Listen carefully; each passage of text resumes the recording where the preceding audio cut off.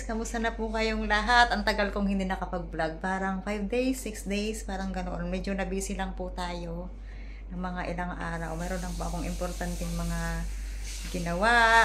So, yun. I-update ko yun sa inyo guys soon. So, yun guys. Dito pala ay 6:15 PM na. Sunday po ngayon. Lalabas po kami. Meron lang pa akong kailangan gawin.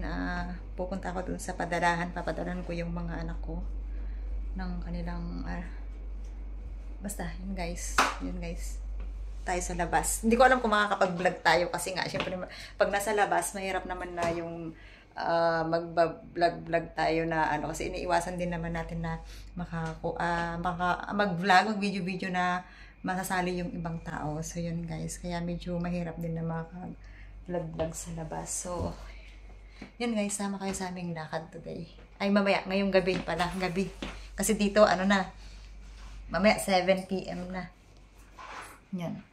So, let's go guys. Alis na tayo. Punta tayo sa baba. Lalakad tayo.